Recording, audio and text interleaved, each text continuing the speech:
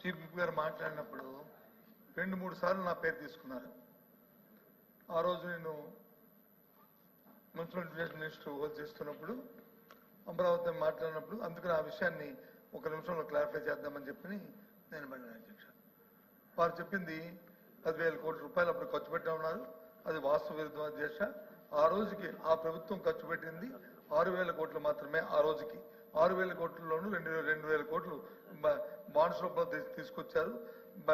Budget నుంచి ఖర్చు పెట్టింది ప్రభుత్వం ఖర్చు పెట్టింది 2,000 కోట్లు, 2,000 కోట్లు ఇంకా అప్పుతో తెచ్చారు. అది పక్కన పెడితే అధ్యక్ష 3 రాజధానులు పన్ను తగ్గిస్తాను. 3 రాజధానులు అనేది మా ప్రభుత్వ విధానం అధ్యక్ష. ఆ రోజు మా పార్టీ విధానం, మా ప్రభుత్వ విధానం 3 రాజధానులు. అలాగే అమరావతిలో ఉన్న ఈ ప్రాంతాన్ని కూడా ఇక్కడ శాసన రాజధాని పెట్టి అభివృద్ధి చేయాలనేది మా పార్టీ విధానం అధ్యక్ష. దాంట్లో ఏ విధమైన డిస్ప్యూట్ లేదు, ఏ విధమైన అభిప్రాయ భేదం లేదు. ఆ ప్రకారం ఆ రోజు చేశాం అధ్యక్ష. ఆ రోజు చెప్పిన తర్వాత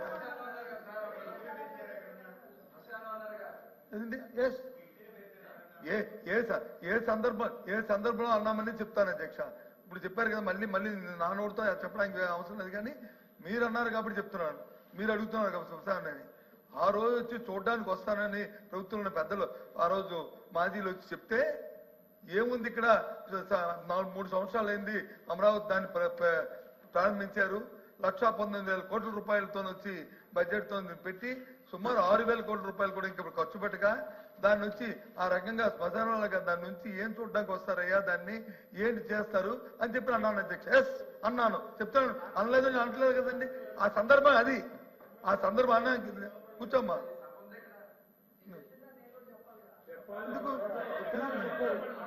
మీరు చెప్పింది మీరు నా పేరు ఎత్తపోతే నేను చెప్పేవాడిని కాదు. నేను అసలు కూర్చొని నాకు సంబంధం లేని విషయం నేను ఎందుకు చెప్తాను? మీ ఇష్టం, మీరేం మాట్లాడుకున్నా మీ ఎల్ఓపీ గారికి ఇది మీ చీఫ్ విప్ గారికి మీకు ఉన్న హక్కుతో మీరు మాట్లాడతారు.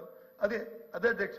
కాబట్టి దయచేసి ఆ రోజు సందర్భం ఏంటంటే ఆ రోజు అప్పుడున్న సందర్భంలోనూ యుద్ధాంశం అని చెప్పారు. ఏదైతే ఇల్లీగల్ గా ఉన్న కన్స్ట్రక్షన్స్ ఏవవుతున్నాయో వాటిని కోల్పోవడం జరిగింది తప్ప లీగల్ గా ఉన్నదాన్ని ఏది ప్రభుత్వం వచ్చి ఎప్పుడు కూడా ఏది కూడా కోల్చదు అధ్యక్ష. ఈ సభ ద్వారా గౌరవ సభ్యులు కూడా తెలియజేస్తాను, దయచేసి మా ప్రభుత్వ విధానం 3 రాజధానులు. అదే విషయాన్ని నేను మళ్ళీ చెప్పాను, అదే చెప్తున్నాను కూడా అధ్యక్ష. అవసరం ఏంటి? అక్కడ ఉన్న వాళ్ళందరూ ఏంటి? మీరు ఆ మాట అన్నందుకు మీరు ఏమైనా కాటి కాపరా దానికి?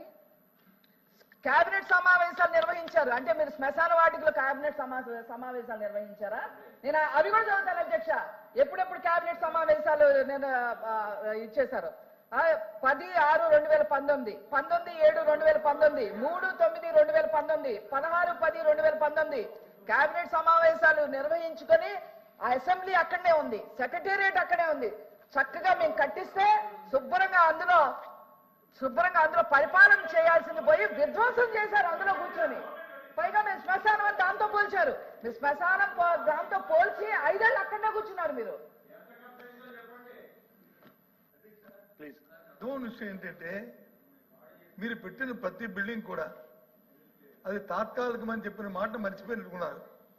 తాత్కాలికంగా ఒక అద్దెలు తీసుకుని లేకపోతే ఒక టెంపరీ కన్స్ట్రక్షన్ వేసి అందులో చేసుకుని ఆ కార్యక్రమాలు వచ్చి పెద్దగా గొప్పగా చెప్పుకుంటే అధ్యక్ష. అది అదే ఏ రకంగా అధ్యక్ష. ఈ రోజు ఇక్కడ ఉన్న ఇక్కడ హౌస్ ఇది పర్మనెంట్ కాదు కదా అధ్యక్ష. మీ ఉద్దేశంలోను ఇది టెంపరీ కదా అధ్యక్ష. ఈ టెంపరీ దానికి ఎంత ఖర్చు పెట్టారు అధ్యక్ష? స్క్వేర్ ఫుట్ గా ఆ రోజు 10,500 రూపాయలు ఖర్చు పెట్టాము అధ్యక్ష. 10,500 రూపాయలు ఆ రోజు ఖర్చు అయింది. మీ లెక్కల్లో చూసుకొని మీ దగ్గర రికార్డు. నేను ఏం చెప్తాను, మా అబద్ధం కాదు. అయినప్పుడు కూడా దాని గురించి మాట్లాడలే, నేను దాని గురించి మాట్లాడలే. మీరు స్పష్టమైన మాటకి నేను చెప్పాను. ఏది ఆ రోజున్న సందర్భం ఏంటంటే మీరు వచ్చి చూడడానికి వస్తుంటే ఏం చూస్తారా, ఇక్కడ ఏం లేదు.